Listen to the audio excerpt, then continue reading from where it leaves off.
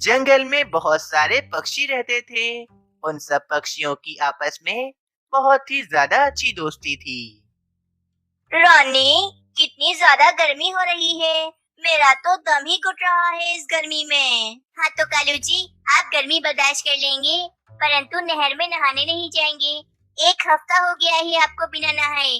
कितनी बदबू आ रही है आपके पास से। अरे बस करो रानी, अगर तुम रोज भी नहाओ ना तो तुम्हारे पास से बदबू नहीं जाएगी। अब मैं जा रहा हूँ नहर में नहाने के लिए। चले ठीक है, अगर आप नहर में नहाने जा रहे हैं तो मैं भी आपके साथ चलती हूँ। बस फिर कालू कौवा और रानी कौवी नहर में नहाने के लिए चले जाते हैं। Please subscribe, like and press the bell icon. और कालू कौवा और रानी कौवी नहर के ठंडे ठंडे पानी से मजे से नहा रहे होते हैं। अरे वाह वाह रानी, इस नहर के ठंडे ठंडे पानी में नहाकर तो बहुत ज्यादा ही मजा आ रहा है। मेरी तो सारी गर्मी दूर हो गई। हाँ कालू जी, तो मैं आपको कब से यही तो समझा रही थी, परंतु आप मेरी बात मानते ही कहाँ हैं। देखिए, अब आपको मजा आ रहा है ना।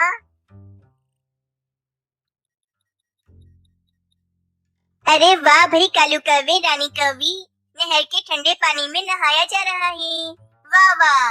हाँ मीनू चिड़िया, आओ तुम भी नहा लो। बड़ा ही ठंडा पानी है इस नहर का। बहुत मजा आ रहा है नहाने में। अरे नहीं भाई कालू कौवे, मैंने सुबह ही नहाया है। तुम्हारी पत्नी तुम्हें बिल्कुल ठीक कहती है कि हमें साफ रहना चाहिए, वरना हम बीमार भी हो सकते हैं। और कालू कौवे, अगर तुम नहाओगे नहीं तो तुम गंदे रहोगे, और गंदे रहने के कारण तरह तरह की बीमारियां भी हो जाएंगी। बस फिर क्या था, जंगल में गर्मी बहुत ज्यादा बढ़ जाती है। इसीलिए अब तो रोजाना ही सारे पक्षी नहर के पानी से नहाने लग गए थे। इस जंगल में बस एक ही नहर थी और सब पक्षी इसी नहर के पानी में नहाते और अपनी गर्मी दूर करते थे। बस इसी कारण नहर का पानी गंदा हो जाता है और सब पक्षी इसी नहर का पानी पीते थे। मम्मा, मुझे बहुत दर्द हो रहा है पेट में। पता नहीं क्या हो गया। सुबह तो मैं बिल्कुल ठीक था। अरे भाई मनोचिरे, क्या हो गया तुम्हें? अचानक तुम्हारे पेट में इतना तेज दर्द कैसे शुरू हो गया? मम्मा पता नहीं, लेकिन मुझे बहुत दर्द हो रहा है पेट में। अब मैं क्या करूं? मनोचिरे की तबीयत तो बहुत ज्यादा खराब हो रही है। मुझे कुछ तो करना ही पड़ेगा अब। मनोचिरे, तुम बिल्कुल भी परेशान मत हो। मैं अभी उल्लू वैची को बुलाकर लाती हूँ। सब ठीक हो जाएगा। बस ये कहकर मीनू चिड़िया उल्लू वैची के पास चली जाती है। उल्लू वैची, जल्दी बताइए कि आखिर मेरे मासूम मनोचिरे को क्या हो गया है। इसके पेट में इतनी जोर से दर्द कैसे हो रहा है? मीनू चिड़िया, तुम्हारे बेटे मनोचिरे ने यकीनन बाहर से कुछ खराब खा पी लिया है, जभी तो इसके पेट में इतनी जोर से दर्द हो रहा है। लेकिन तुम फिक्र ना करो, मैं इसे दवाई दे देता हूँ, ये बिल्कुल ठीक हो जाएगा। बस फिर उल्लू वैची वहाँ से चले जाते हैं। मनोचिरे, मैं इसीलिए तुम्हें मना करती थी कि ऐसे बाहर से खराब चीजें मत खाया करो, तुम्हारे पेट में दर्द शुरू हो जाता है। अगली सुबह हो जाती है। मीनू चिड़िया, तोता और बुलबुल नहर में नहाने के लिए आते हैं। पक्षियों, अब इस नहर के ठंडे ठंडे पानी से नहाकर हमारी सारी गर्मी दूर हो जाएगी। बस फिर सब पक्षी मजे से उस नहर के ठंडे पानी से नहाने लगते हैं। पक्षियों, पहले इस नहर के पानी में बहुत ज्यादा मजा आता था, परंतु देखो तो इस नहर का पानी कितना ज्यादा बदबूदार हो गया है और कितनी गंदी बदबू भी आ रही है इस पानी से। मीनू चिड़िया, देखो तो हम सब पक्षी इस गंदे पानी से नहाते हैं और इसी गंदे पानी को पीते भी हैं। अब ये पानी हम पक्षियों के लिए बहुत ज्यादा ही नुकसान है। हाँ बुलबुल बहन, तुम ठीक कह रही हो, परंतु हम और क्या कर सकते हैं। इस नहर में नहीं नहाएंगे तो फिर कहाँ नहाएंगे? मीनू चिड़िया, अब हम सब पक्षियों को इस नहर के पानी से नहीं नहाना होगा, क्योंकि हम इस नहर के पानी को पीते हैं। बस फिर अगले दिन उल्लू वैची सब पक्षियों को जमा कर कर उनसे कहते हैं। पक्षियों, मुझे पता चल गया है कि सब पक्षियों के पेट में दर्द क्यों हो रहा है, क्योंकि सब पक्षी उस नहर का गंदा पानी जो पी रहे हैं। सब पक्षी उस नहर में नहाते हैं और उसी नहर का गंदा पानी भी पीते हैं। सब पक्षी अगर उस नहर का गंदा पानी पीते रहेंगे तो इसी तरह सब पक्षियों के पेट में दर्द भी होता रहेगा। परंतु उल्लू बेट जी, हमारे पास इस समस्या का कोई उपाय नहीं है। अगर हम नहाएंगे नहीं तो हम क्या करेंगे फिर? मीनू चिड़िया, दिमाग लड़ाओ, क्योंकि हर समस्या का कोई न कोई उपाय तो होता ही है। लेकिन अब हम सब पक्षियों को उस नहर का गंदा पानी पीना छोड़ना ही होगा। बस फिर क्या था, उल्लू वेजी की बात सुनकर सारे पक्षी बहुत ज्यादा परेशान हो जाते हैं। रात हो जाती है। मीनू चिड़िया बहुत ज्यादा परेशान होती है और कहती है, अब मुझे किसी भी तरह इस समस्या का कोई न कोई उपाय तो निकालना ही होगा, वरना हमारे जंगल के सभी पक्षी बीमार ही रहेंगे। अगली सुबह हो जाती है। मीनू चिड़िया सारे पक्षियों को जमा करती है। मीनू चिड़िया, क्या हो गया? सुबह ही सुबह हम सब पक्षियों को क्यों बुलाया है तुमने? पक्षियों, हमारे जंगल में काफी सारे पक्षी बीमार हो गए हैं और तो और पता है, उल्लू वेची भी बहुत ज्यादा बीमार हो गए हैं। उनके पेट में भी बहुत ज्यादा दर्द शुरू हो गया है। अब तो उनके अलावा हमारे जंगल में कोई दूसरा वेची भी नहीं है जो हम पक्षियों का इलाज कर सके। हाय रे मीनू चिड़िया, ये क्या हो गया? अब मेरे बच्चों का इलाज कौन करेगा? पक्षियों, मेरे पास इस समस्या का एक बहुत ही अच्छा उपाय है। अगर हम नहाने के लिए अपने जंगल में एक टॉयलेट बनवा लें तो हमें नहर के पानी में नहाना नहीं पड़ेगा और हमारी नहाने की समस्या भी हल हो जाएगी। और रही बात हमारे नहर के गंदे पानी की, तो दूसरे जंगल में एक ऐसी जड़ी बूटी लगी हुई है। अगर उस जड़ी बूटी को हम अपने नहर के पानी में डाल दें तो हमारे नहर का सारा पानी साफ सुथरा हो जाएगा। वाह वाह मीनू चिड़िया, ये उपाय तो बहुत अच्छा है। अब हमारे जंगल से ये बीमारी दूर हो जाएगी। तो फिर सब पक्षी थोड़ा थोड़ा भोजन मेरे पास जमा करवा दें ताकि मैं उस भोजन से अपने जंगल में नया टॉयलेट बनवा सकूं।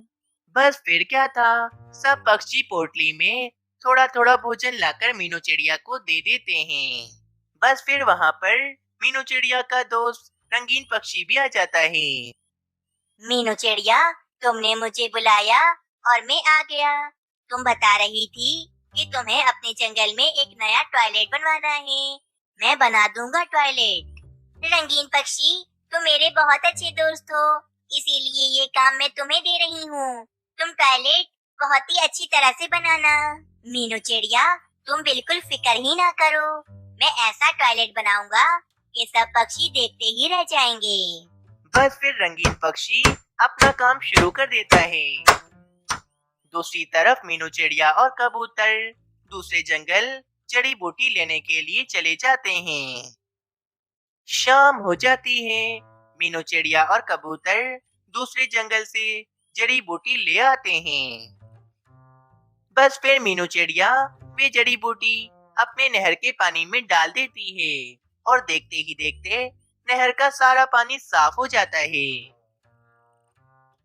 2 दिन गुजर जाते हैं। रंगीन पक्षी बहुत ही बढ़िया टॉयलेट बनाकर तैयार कर देता है। सब पक्षी भी बहुत ज्यादा खुश होते हैं। अरे वाह, बहुत ही सुंदर टॉयलेट बनाया है आपने। चलो बस पक्षियों, अब एक एक करके सारे पक्षी इस टॉयलेट में नहाएंगे। बस फिर क्या था, एक एक करके पक्षी उस टॉयलेट में ठंडे ठंडे पानी से नहा रहा होता है। प्यारे दोस्तों, अगर आप सबको ये कहानी अच्छी लगी तो चैनल को जरूर सब्सक्राइब करें और हमें कमेंट सेक्शन में अपनी राय देना ना भूलें। जंगल में एक बड़ा सा स्कूल था। इस स्कूल में जंगल के सारे नन्हे पक्षी पढ़ते थे। इस स्कूल में रानी कौवी भी टीचर हुआ करती थी और वे नन्हे पक्षियों को अच्छी शिक्षा देती थी। एक दिन की बात है। एक दिन कालू कौवा रानी कौवी से कहता है, रानी, मुझे तो समझ में नहीं आता, तुम्हें कोई भी काम तो सही से आता ही नहीं है। ना तुम्हें अच्छा खाना बनाना आता है और ना ही कुछ और। तुम नन्हे पक्षियों को स्कूल में कैसे पढ़ा लेती हो? कालू जी, इस तरह की बातें करके मेरा दिमाग ना खराब किया करो। मैं जो बच्चों को स्कूल में पढ़ाती हूँ और इसकी सैलरी से ही आप भोजन खाते हैं। रानी, अब तो मुझे अपने पैसों का घमंड दिखाओगी। अगर ज्यादा बोला ना तो मैं तुम्हें अपने घोंसले से बाहर निकाल दूंगा। ये बात तुम याद रखना कि ये घोंसला मैंने बनाया था। रानी कौवी को बहुत ज्यादा गुस्सा आ जाता है और वे अपने बेटे राजू कौवे को लेकर स्कूल चली जाती है। रानी कौवी नन्हे पक्षियों को पढ़ा रही होती है कि एक चिड़िया का बच्चा रानी कौवी से कहता है, टीचर टीचर, अभी आपने ये जो समझाया है ये मुझे समझ में नहीं आई।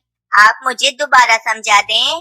बस फिर क्या था, रानी कौवी को पहले से ही कालू कौवे की बातों पर गुस्सा आ रहा था और अब इस नन्हे चिड़े की बातों पर रानी कौवी को और भी ज्यादा गुस्सा आ जाता है। क्या कहा तुमने? क्या मैं तुम्हें पागल दिख रही हूँ जो मैं तुम्हें बार बार समझाऊं? जब मैंने एक बार तुम्हें समझाया तो तुम्हारे समझ में क्यों नहीं आई? फिर रानी कौवी उस नन्हे चिड़े को बुलाकर उसे एक लकड़ी से मारने लगती है। टीचर टीचर, आप ये क्या कर रही हैं? आप सोनू चिड़े या किसी भी बच्चे को नहीं मार सकती हैं। स्कूल में किसी भी बच्चे को मारना बहुत सख्ती से मना है। मानो चिड़े, अगर तुमने ये बात किसी को भी बताई तो मैं तुम्हें इससे भी ज्यादा बुरा मारूंगी। फिर वे मानो चिड़ा बहुत ज्यादा डर जाता है और चुप हो जाता है। इस तरह कालू कौवा रानी कौवी को रोजाना ही गुस्सा दिलाता और रानी कौवी अपना गुस्सा स्कूल में आकर नन्हे मासूम पक्षियों पर उतारती थी। एक दिन इस स्कूल के मालिक उल्लू सेठ अपने स्कूल में आते हैं। रानी कौवी, मैंने देखा है आप नन्हे पक्षियों को बहुत अच्छी शिक्षा दे रही हैं, लेकिन आप इन नन्हे पक्षियों को मारती तो नहीं है ना? अरे नहीं नहीं उल्लू सेठ, मुझे तो ये नन्हे पक्षी बहुत अच्छे लगते हैं, तो भला मैं इनको क्यों मारूंगी? आप इन बच्चों से ही पूछ लीजिए। अच्छा तो फिर मुझे बताओ बच्चों, क्या ये रानी टीचर आपको मारती तो नहीं है ना? नहीं नहीं, रानी टीचर तो बहुत अच्छी हैं। ये हमें बहुत अच्छी शिक्षा देती हैं। देखा, मैंने आपसे कहा था ना, मैं भला इन बच्चों को क्यों मारूंगी? ये इतने मासूम जो हैं। और फिर उल्लू सेठ वहाँ से चले जाते हैं। अगले दिन कालू कौवा फिर से रानी कौवी पर गुस्सा करने लगता है। पापा, आप मम्मा को नहीं डांटो। मम्मा इतना बुरा भी खाना नहीं बनाती हैं। राजू, तुम्हारे कहने का क्या मतलब है? मैं इतना बुरा नहीं, लेकिन बुरा खाना बनाती हूँ। तुम स्कूल चलो, वरना ये कालू जी तो तुम्हें हमेशा गलत शिक्षा ही देंगे। वैसे भी अगर तुम्हारे पापा पढ़े लिखे होते तो ये इस तरह घोंसले में आराम नहीं कर रहे होते। ये आज मेरी तरह स्कूल में पक्षियों को अच्छी शिक्षा दे रहे होते। रानी, तुम्हारे कहने का क्या मतलब है? मैं जाहिल हूँ, तुम मुझे अनपढ़ गवार कह रही हो। हाँ तो हो ही अनपढ़ गवार, इसमें कोई शक है क्या? देखो रानी, मुझे गुस्सा ना दिलाओ, वरना मैं अभी के अभी तुम्हें तुम्हारे मायके छोड़ आऊंगा। बस करो, अगर मुझे गुस्सा आ गया ना तो मैं तुम्हें तुम्हारे ही घोंसले से बाहर निकाल दूंगी। फिर रानी कौवी राजू कौवे को लेकर स्कूल चली जाती है। नन्हे पक्षियों, आज मैं आप सबको सच के बारे में बताऊंगी। चाहे कुछ भी हो, कितनी भी बड़ी मुसीबत आ जाए, लेकिन हमें हमेशा सच का ही साथ देना चाहिए। झूठ तो हमें कभी बोलना ही नहीं चाहिए, क्योंकि एक न एक दिन झूठ हमारा खुल ही जाता है। और वैसे भी एक झूठ बोलकर हमें आगे 100 झूठ और बोलने पड़ेंगे। इसीलिए हमें हमेशा सच का ही साथ देना चाहिए। तो नन्हे पक्षियों, आप सबको समझ में आ गई ना मेरी बात कि हमें हमेशा सच ही बोलना चाहिए। टीचर, अगर झूठ नहीं बोलना चाहिए तो कल आपने उल्लू सेठ से इतना बड़ा झूठ क्यों बोला था कि आप हमें नहीं मारती हो? मानो चिड़े, मैं तुम्हें देख रही हूँ, आजकल तुम्हारी जबान कैंची की तरह तेज चल रही है। अब तुम अपनी टीचर को झूठी कहोगी। मैं तुम्हें अभी बताती हूँ। फिर रानी कौवी मानो चिड़े को गुस्से में जोर जोर से मारने लगती है। जब मानो चिड़ा स्कूल से आता है तो इसे बहुत तेज बुखार हो जाता है। मीनू चिड़िया तो काफी ज्यादा परेशान हो जाती है। हाय रे मानो चिड़े, ये तुम्हें आज इतना तेज बुखार कैसे चढ़ गया है? और तुम्हारे परों पर ये निशान कैसे हैं? मम्मा, हमारे स्कूल में जो टीचर हैं रानी कवि, वे बिल्कुल भी अच्छी नहीं हैं। वे हमेशा हम पक्षियों को लकड़ी से मारती रहती हैं और आज इन्होंने मुझे बहुत बुरी तरह से मारा है। क्या? ये तुम क्या कह रही हो? रानी कवि ने तुम्हें इतनी बुरी तरह से मारा है कि तुम्हें बुखार चढ़ गया है। स्कूल के मालिक उल्लू सेठ जी ने तो मुझसे कहा था कि नन्हे पक्षियों को बिल्कुल भी नहीं मारा जाता है। फिर उस टीचर ने तुम्हें इतनी बुरी तरह से क्यों मारा है? मैं कल ही जाकर तुम्हारी टीचर की खबर लेती हूँ कि बच्चों को इतनी बुरी तरह से कोई मारता है भला। अगले दिन मीनू चिड़िया मानो चिड़े को लेकर उल्लू सेठ के पास आती है और रानी कवि भी वहीं पर होती है। उल्लू सेठ, आप अभी के अभी इस रानी कवि को अपने स्कूल से निकाल दें। ये नन्हे पक्षियों को इतनी बुरी तरह से मारती है कि इन्हें बुखार चढ़ जाता है। रानी कवि, ये मीनू चिड़िया क्या सच कह रही है? अरे नहीं नहीं मीनू चिड़िया, ये तुम्हारा बेटा बहुत झूठा है। कल मैंने इसे झूठ बोलने पर डांटा था कि हमें कभी झूठ नहीं बोलना चाहिए और ये मुझसे बदला लेने के लिए तुमसे और उल्लू सेठ से मेरे बारे में झूठ कह रहा है। मेरा यकीन करो, मैंने तो आज तक कभी भी किसी भी नन्हे पक्षी को नहीं मारा है। मीनू चिड़िया, रानी कवि एकदम ठीक कह रही है। बच्चे अक्सर झूठ बोल जाते हैं।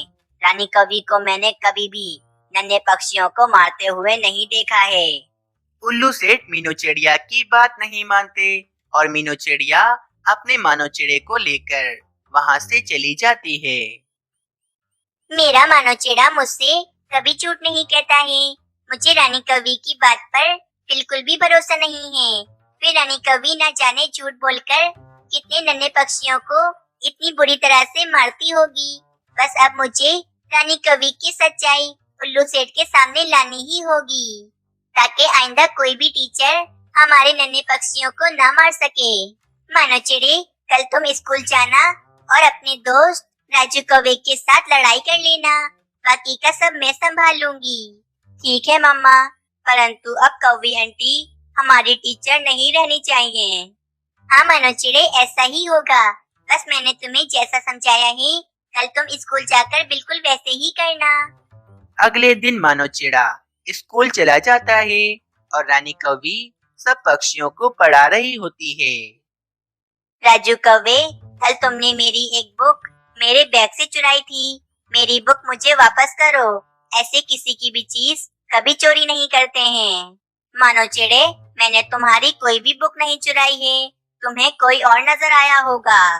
नहीं नहीं, वो कोई और नहीं बल्कि तुम ही थे। तुम चोर हो राजू कौवे, चोर हो तुम। ये कौन पक्षी लड़ाई कर रहा है? ये किसकी आवाज आ रही है मुझे? मम्मा मम्मा देखो ना, ये मानो चिड़ा मुझे चोर बोल रहा है। दूसरी तरफ मीनू चिड़िया उल्लू सेठ के पास आती है और उनसे कहती है, उल्लू सेठ, बस एक आखिरी बार मेरे साथ रानी कवि की क्लास में चलें और रानी कवि की सच्चाई देखें। फिर मीनू चिड़िया और उल्लू सेठ रानी कवि की क्लास के बाहर आते हैं और खिड़की से क्लास के अंदर झांकने लगते हैं। मानो चिड़े, तुम मेरे बेटे को चोर कह रहे हो। अब मैं तुम्हें इतना बुरा मारूंगी कि कल से तुम स्कूल भी नहीं आ सकोगे। फिर रानी कवि मानो चिड़े को एक लकड़ी से बहुत बुरी तरह से मारने लगती है। उल्लू सेठ और मीनू चिड़िया भी फौरन क्लास में आ जाते हैं। रुक जाओ रानी कवि, मैंने आज तुम्हारी असलियत देख ली है कि तुम कितनी बड़ी झूठी हो। आज से तुम मेरे स्कूल की टीचर नहीं हो। निकल जाओ मेरे स्कूल से। अरे नहीं नहीं उल्लू सेठ, बस मैं तो मानो चिड़े को थोड़ा डरा रही थी। मैं तो प्यार से मार रही थी। मम्मा, आप कुछ दिनों पहले हमें सच बोलने की शिक्षा दे रही थी और आज आप खुद ही कितना झूठ बोल रही हो। हमारी टीचर झूठ कह रही हैं। ये हमें बहुत मारती हैं। रानी कवि, तुमसे ज्यादा समझदार तो तुम्हारा बेटा राजू कौवा है। आज राजू कौवे ने ही एक टीचर को सच बोलने का सबक पढ़ा दिया, जो तुम कभी नहीं भूलोगी। रानी कवि, आज से तुम मेरे स्कूल की टीचर नहीं रही। निकल जाओ मेरे स्कूल से। मैं खुद ही इन नन्हे पक्षियों को अच्छे से पढ़ाऊंगा। फिर रानी कौवी बहुत ही शर्मिंदा होकर वहाँ से चली जाती है। इस कहानी से हमें ये सीख मिलती है कि हमें कभी भी झूठ नहीं बोलना चाहिए और हमेशा सच का ही साथ देना चाहिए।